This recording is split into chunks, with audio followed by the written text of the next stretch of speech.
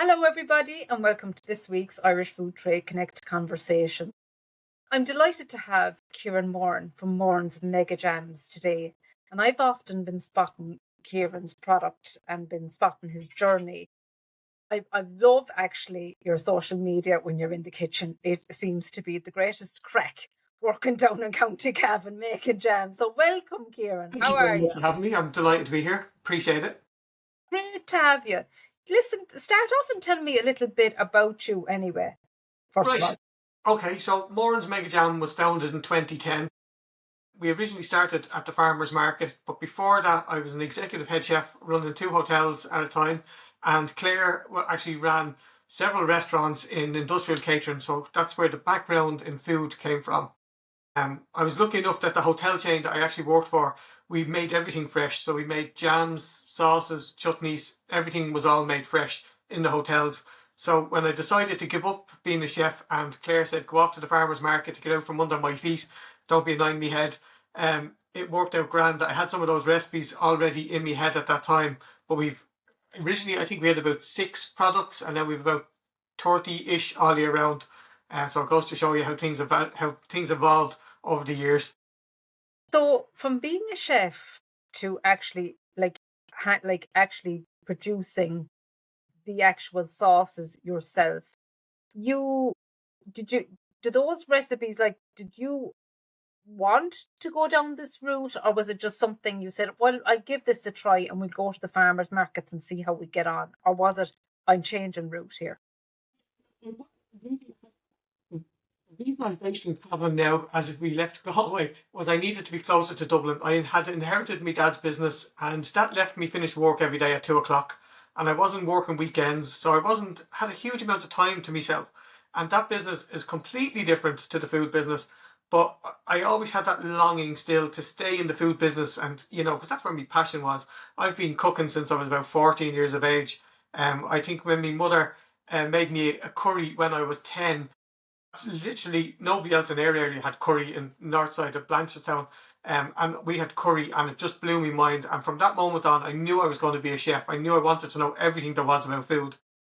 Be, Setting up my own food business was on the cards from no matter what. Eventually it was going to happen. So as I said, I started off at the farmers market as a hobby. It wasn't something I really intended to be a business. It was something I wanted to stay in the food business. So I was making these quirky jams. So I think the first two quirky ones that we made was blackcurrant and Guinness and strawberry and bubblegum jam. And we had a couple of chutneys and stuff as well. I think we made mango back then and a red onion marmalade. So those ones we still continue to make today. But a chance meeting with a local super value manager who came along and he said, look, I love what you're doing here at the stand. These quirky flavours, it's something very unusual, but your packaging is awful. And he wasn't that polite about it. And I was heartbroken when he slagged off the packaging because Claire had spent all night long producing those labels at home, printing them off. At that stage, we had 3 labels that she had to print.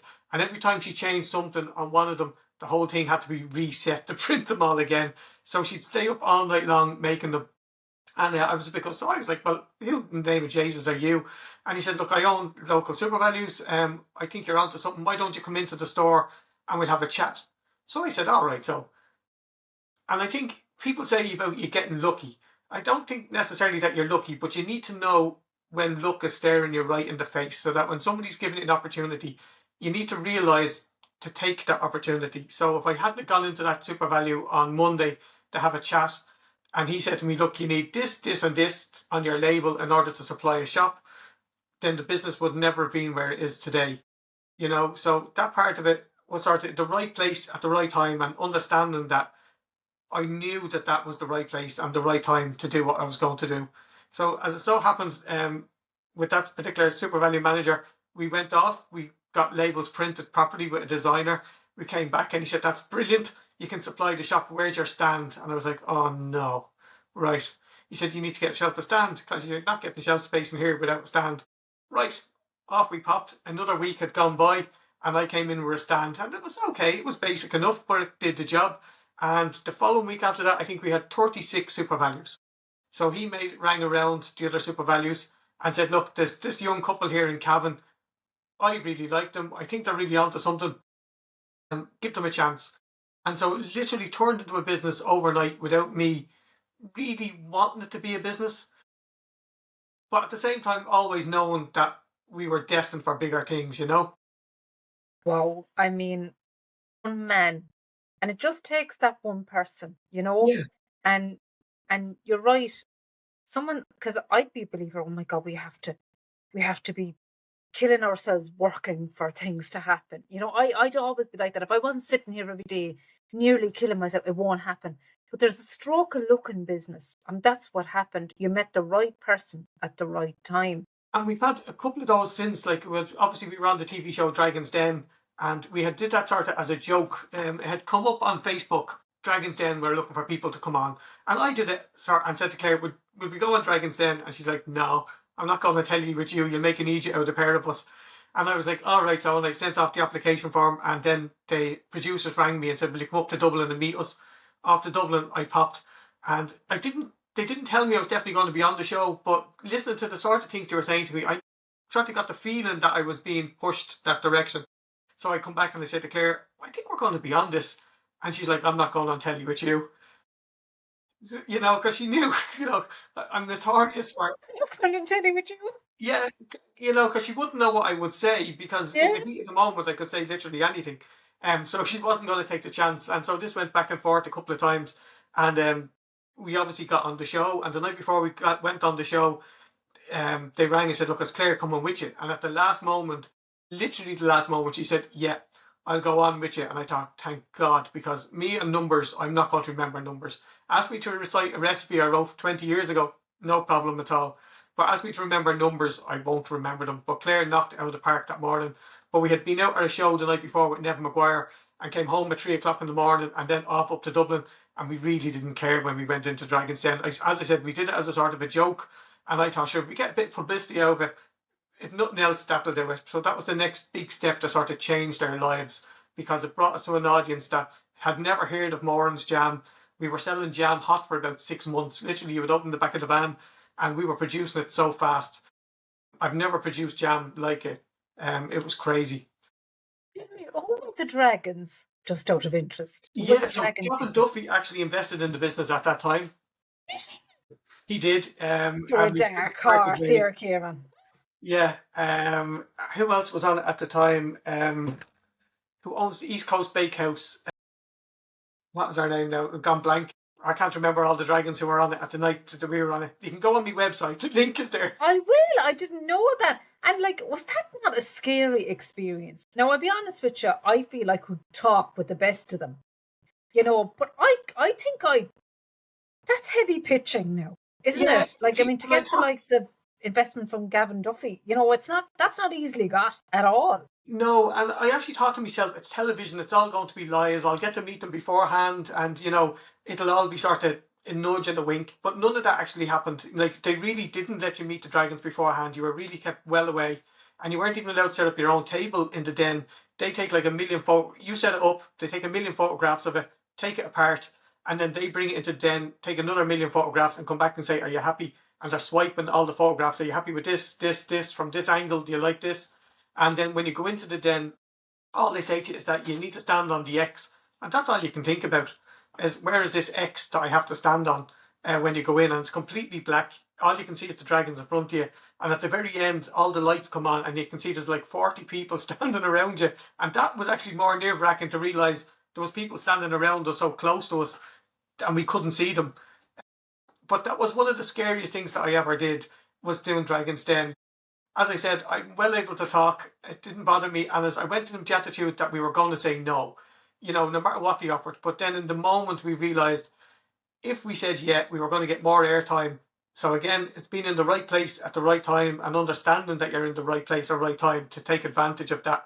So I knew by saying yeah, you were going to, achieve more than me just sort of being a bit cheeky and going, no, I don't want to do this just for the sake of doing that on TV. Yeah, because it's, and I like even from just watching your social media, buying your products, you have a presence. You're highly engaged across social media.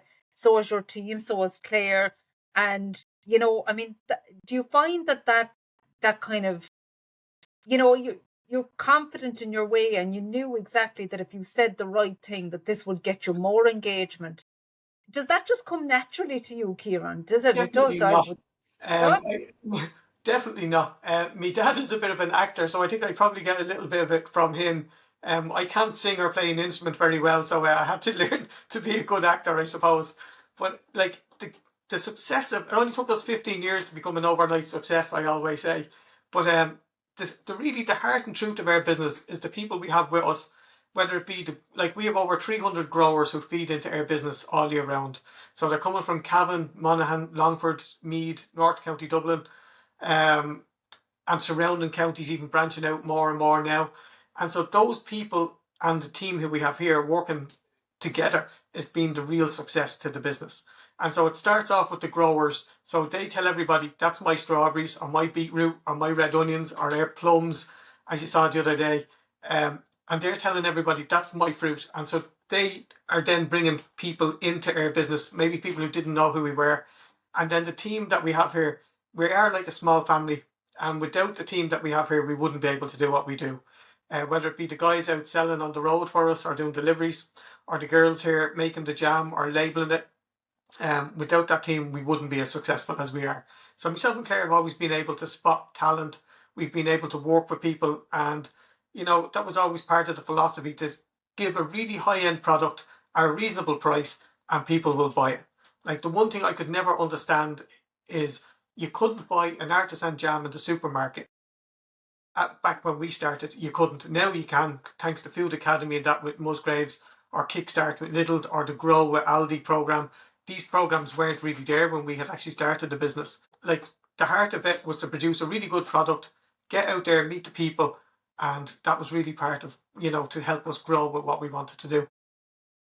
The 300 growers, like you're a serious advocate for Irish produce, and and you're right, because years ago you wouldn't have seen an artisan product, and fair play to the retailers. They have, and I was at the Aldi Grow sampling day there a couple of weeks ago, and it was a buzz for the people that were doing it. I have to say, it was a real buzz in that room, that they could bring their business to that level. And it's fantastic that that's able to happen today, because it has been hard to break into it. But how have you found the pricing of different raw materials? How do you manage that when trying to make a competitive in product? Yeah, part of it is easy. Yes, the loads to unpack there. The fruit part of it is probably the easiest bit of it for me. The thing that's not in my control is stuff that we don't produce in Ireland. So sugar or glass. We can't get our glass jars made here in Ireland. And when I rang Shukra to buy Irish sugar, the guy nearly fell off his seat laughing at me because I didn't realise that we didn't produce sugar in Ireland anymore. And we'd sold the rights, we gave our rights away, our quotas away to Germany and Poland. So we don't produce sugar in Ireland. Even Shukra is not technically an Irish sugar anymore. Um, it's an Irish company, all right, but they import sugar. So the fruit part of it, we started off with an awful lot of housewives. Majority of them are. They tend to be farmers' wives. The farmer himself might be off, mostly female now, I might say, not always, but the farmer's wife, the farmer might have cattle or wherever else, and she's grown rhubarb or strawberries or has plums grown, and so she'll bring them into me on a given day, and they already know the price before they come in, and so they get paid on the day. So there's no bringing stuff to somebody and then waiting to get paid for a month. You get paid on the day that you bring the fruit. You bring the fruit in. Once it's the quality that we want, and it's a great partnership that we've been able to develop over the years. Now, some of the people who grow for us might bring in maybe 20 or 30 kilos of stuff. Some people might be able to bring me in a couple of hundred of kilos of stuff, depending on who the growers were. Now, over the years, as the business has grown, we've had to take in more and more of the bigger, farms like Fairy Hill Farm, say, in North County Dublin, who provide us with all our beetroot, or McCormick's Farm in Meath, who supply us with all our basil and our spinach and rocket. But an awful lot of the smaller producers, as I said, might have 20 or 30 kilos of strawberries or gooseberries or plums or damsons, and they bring that into us on the day. So that part of it's been easy enough to source. Every year, they know I'm going to buy everything they produce. So each year they plant more plants. They might put in more rhubarb, they might plant more trees, they might plant more strawberries, depending on who it was. So each year those people are growing, they're then telling the neighbours, I'm getting a few quid off Moran's jam for growing this. And usually September is a great month for us for people bringing in stuff. Kids are going back to school. And as I said, predominantly female growers are bringing me in the fruits and stuff from their farms. And that they get paid on the day and they understand exactly what's going to happen. As I said, the stuff that's out of my control is glass and sugar. Sugar, unfortunately, has been going through the roof. It's come back a little bit now at the moment. Who knew Ukraine produced so much stuff? 3 years ago, I couldn't have told you where Ukraine was on the map. And now we understand how much food they actually produce and how they affect the food that the rest of Europe produces. So true. And it's the community effect of what you talked about there that that these farmers are bringing in. Like it's an extra few quid from them. And working for with growers all my life myself, they were the first person's invoice that was put in front of you to be paid. And that was like if you left a grower waiting for money, you wouldn't be getting their stuff the following week, and No, that was the way it was. And I'm delighted to hear that means so much to the people around you. And what you said there about that they know what you are even producing the following year. So they're reinvesting because they know you're going to look after them. And that's what good trading relationships looks like. So well done on that point, because it is so easy to go around and beat one hand off another about price. But when you have that value ethos about looking after the people around you, that's a crucial part. And people around probably, really they'll always remember you for doing that for them, because that means something to them. own bit of Morans, which is important to us as well. Yeah. That they've invested in their success and they're happy when they see us on telly or they see us being advertised in Aldi or something else like that. They feel that they own a little bit of us. And like constantly we get like we do stuff in schools and stuff where I go out and kids already know who myself and Claire is, which I find really odd. It's because either their parents are selling fruit to us or the school has shown them our Dragon's Den pitch as part of a business thing. And I just find it so odd, because it's just us doing what we do. So to me, it's not that I don't appreciate what we do, but to me, it's just we do what we do. We don't do it for any particular reason other than that we just try to produce the best product that we possibly can, and then people just like it. So it is good to be sort of recognized that way. And is there any particular flavors that are your favorites over the years, or anything that you just, is a people's favorite or your own personal favorite, I suppose, among all the Yeah, rare products that you have? Because you have a lot of different products. we do, and they all have a little story behind them. Say for instance, one of the original ones was blackcurrant and Guinness, as I said. And I grew up in a pub in Dublin, and I used to work in my uncle's pub. And I always remember the ladies getting a glass of Guinness with a drop of blackcurrant on the top of it to sweeten it. So that's why when we started making blackcurrant and Guinness jam, I knew it was already going to work because I knew those flavours. Because I remember the old ladies in the particular pub where I was, um, and she used to have a glass of Guinness with a drop of blackcurrant in it, and she would give me stick every single Sunday. I just remember that always. Or the latest one that we have is cherry cola, and it started as a sort of my brother only eats Jaffa cakes. He won't eat any other sort of sweets, and Jaffa cake brought out a cola flavoured Jaffa cake, and he said to me, "Why haven't you made jam with cola in it?" And so I tried explaining that cola, what it's made of, doesn't really have that much actually in it. It has a distinctive flavour, all right, but if you actually read the ingredients that's actually in it, there's not an awful lot that you can actually transfer. So we invented a cherry cola jam, and for us, what it's actually about is creating the smell of cola, which then tricks your palate to taste something that isn't actually really there. So we use a lot of the ones we do, like strawberry and bubblegum and that. It's actually a blend of fruit and vegetable juice, which tricks your palate to taste something that's not really there. So you're keeping it all natural, which is always so important to us, and not giving people nasty chemicals, and yet you're giving them an experience that they didn't have before. So as well as the quirky ones, the traditional ones are still there, and the best thing that anybody can ever say to me or Claire is that tastes just like me granny used to make, or my mother used to make. We still make it the same way. I just use a bigger pot with a bigger wooden spoon, and we still fill every single jar by hand. So the flavour wise, yeah, blackcurrant and Guinness will always have a place in my heart. Cherry cola or garlic mayonnaise. Like during lockdown, we started making garlic mayonnaise, and it's turned out to be the number one product that we've started supplying now is garlic mayonnaise. And to me, supplying garlic mayonnaise, it was something that we started doing through, there was a thing called Neighbour Food. And the idea was that artisan producers could bring all their products to one place and the customer could buy it all online and get it in a crate. And so they'd rock up with, say, box number 19 and it would have 7 or 8 different producers in it. And they didn't really have to interact. So during COVID, when people were avoiding supermarkets, this took off like wildfire. Unfortunately, it's died away. But the garlic mayonnaise thing has stuck. And so since we started selling garlic mayonnaise and into Aldi in particularly, it's just revolutionized our business. It's just changed everything. It's brought us to us, to people north and south of the border. It's everywhere we go now. People go, "Oh, you guys are the ones with the garlic mayonnaise." It's just, I can't believe how well it's after taken off. So yeah, it's crazy to think that.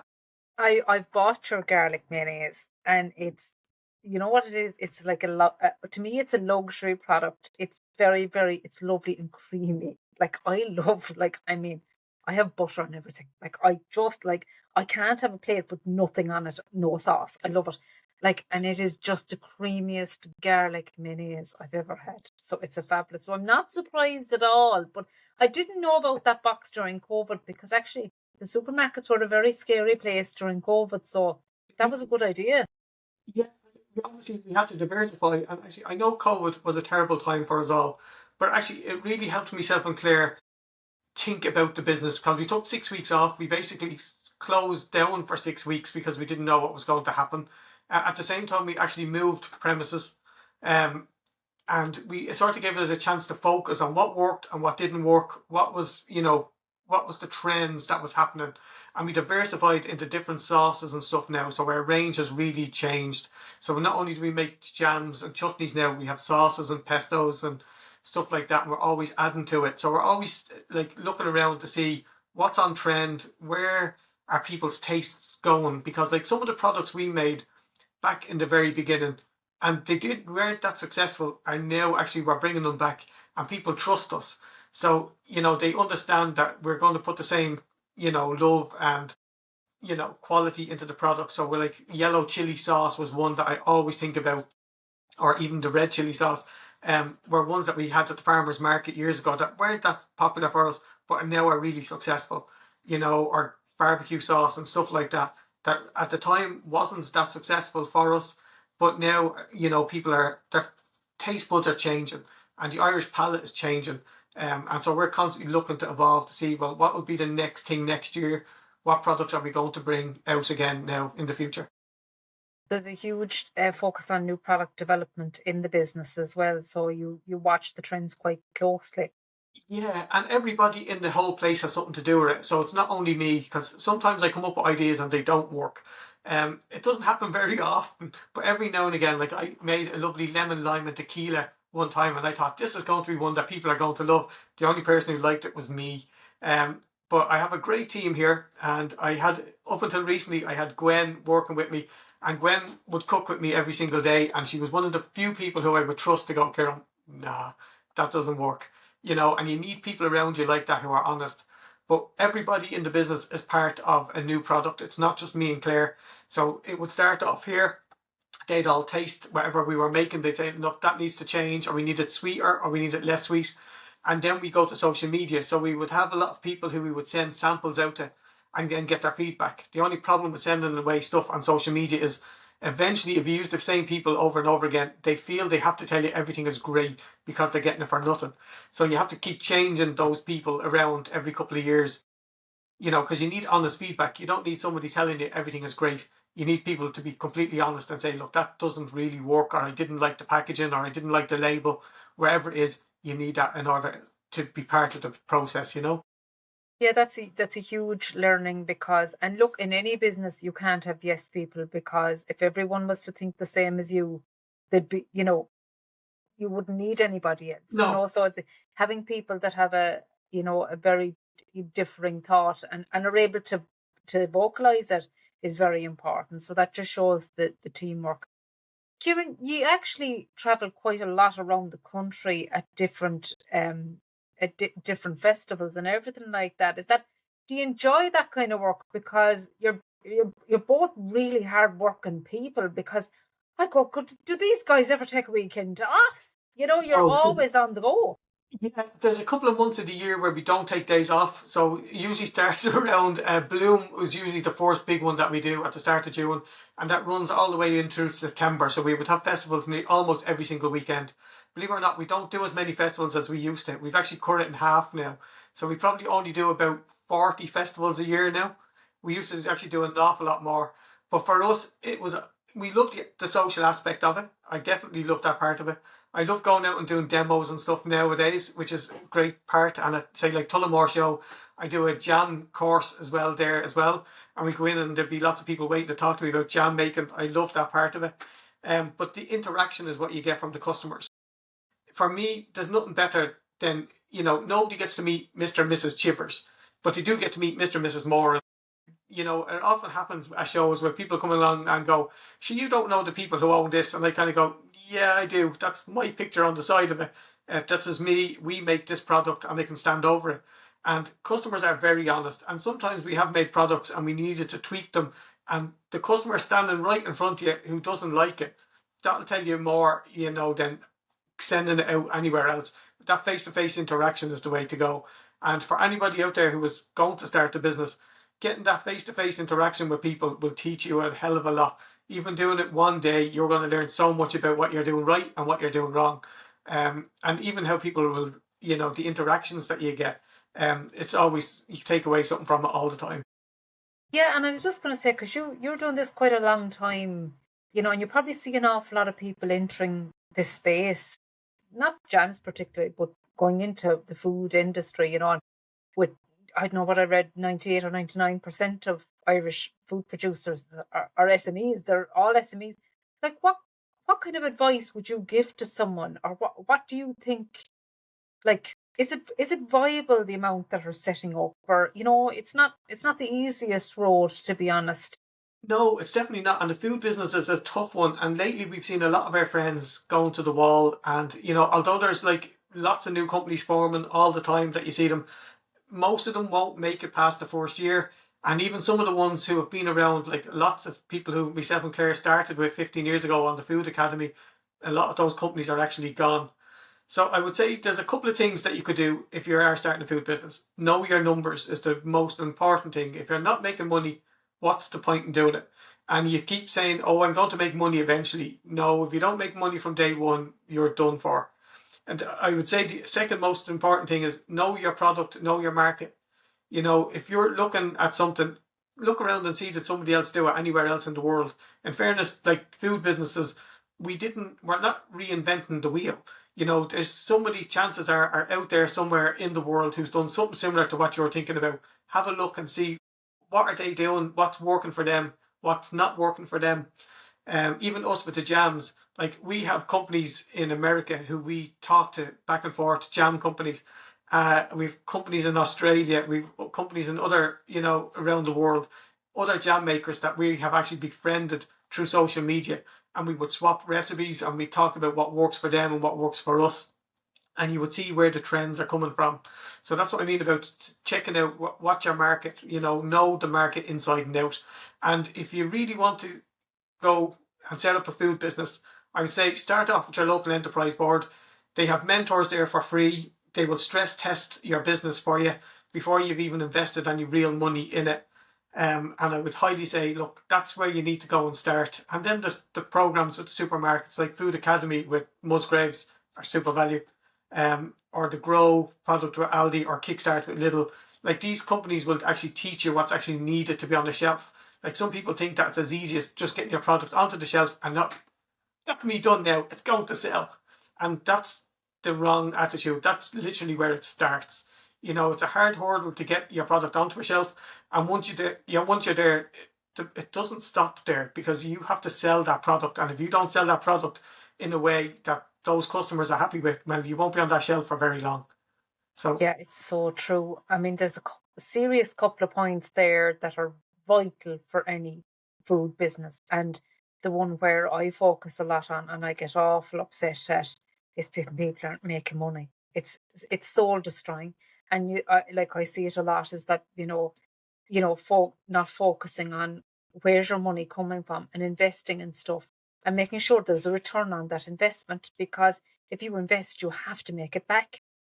So it is, and like that's not a skill everyone, but I think as you get a few hard knocks and you get up again, and but it's just, yeah. But and another very valid point you made there was about, is someone else doing something similar or the same? Because there's no point. And especially here in Ireland or internationally, then the palates may be different. Depends, you might have to adapt the product.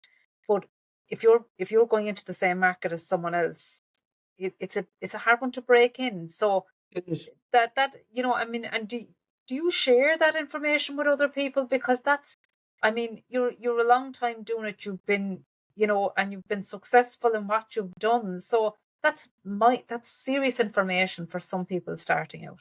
Yeah, quite bored here locally in Cavan would often send people to myself and Claire who have business ideas. And then sometimes, yeah, if I like the product, I will help the people. And like in fairness, I don't have any jam makers coming to me very often saying, "Can you help me set up?" So it's usually somebody else in the food business, and I'm completely honest with them. If I think that's not going to work, there's no point in me telling people, "Do you know what? You're brilliant." If I think that product's going to fail, I tell them straight out, "Look, either you're the problem, or I think your product is the problem." And you need people that are able to tell you that and be honest with you about your product, because sometimes people telling you that you can't do something will make you change how you do things. Even myself and Claire, I don't know how many people at the very beginning said, "You're going to fail." There's a jam maker in every town in Ireland. How are you going to stand out? And so we learned how to stand out. Either the quirky flavours or quirky packaging, or literally myself or Claire standing in the supermarket saying to people, "Buy us over that one." Wherever it was, we were able to do it. But we do help people as best we possibly can. We have a great network here in Cavan called Created in Cavan, and all the food producers here work together. And there's a serious amount of food here now produced in Cavan, and I've been delighted to say I've been part of that since the very beginning. And even from the farmers market days, although our farmers market here in Cavan has sort of died away a little bit, we still have great food festivals and stuff here locally. The Great in Cavan brand is only getting stronger with more and more food producers here. Like, we produce great sausages here from Barry John Sausages, Anya's Chocolates down the road, Cully's Bakery, which yourself and myself talked about earlier on, ice cream treats, just to name a few. And we have a few quirky ones now, like Mushrooms and Love, if anybody's seen them. It's Oh, I mushroom have. chips. Yeah, yeah, I've seen that. And Yeah, they're here in that's Cavan incredible. now. Our Morella, which is another favourite of mine, James is a friend of mine who makes a non-alcoholic cocktail. And we have Mary Ellen's cordial, which we use in their product as well. So we've teamed up with a lot of other companies too to produce new products, and we work with those other food producers as well. That's fabulous. And that community and Created in Cavan supporting each other, that's what it's all about. Because, as I said to someone the other day, I can advise all day long, but I have not sat in your seat. I have not, and I'm not chef led, but it's just talking to people who are actually on the ground doing what you're doing is crucial for the Yeah, industry. if you're asking about doing shows, like doing the shows around the country, like you'll meet other food producers, and they are great. Majority of food producers will go out of their way to help you. Whether it's telling you other shows to do, or shops to go to, or shops to avoid, depending on, Yeah, sometimes yeah. you need somebody to say, "Actually, don't go near them," and they don't pay you, or whatever the thing might possibly be. But you will always learn from the other food producers, and we've had great success with partnering with other food producers as well to produce, as I said, other products. And so then their social media helps me, my social media helps them, and then we're all able to grow together then. Yeah, it's a fantastic story. And I must really thank you for taking time out of your busy No problem. schedule for chatting with me here today and giving so many nuggets to people who will be watching and listening this. Because this is, a platform for people to be able to listen in, grow their business, hear how others are getting on, and that support network. So, Kieran, it's been a pleasure chatting to you. Thank you. Thank you so much for joining me today. You're Thank very you. welcome.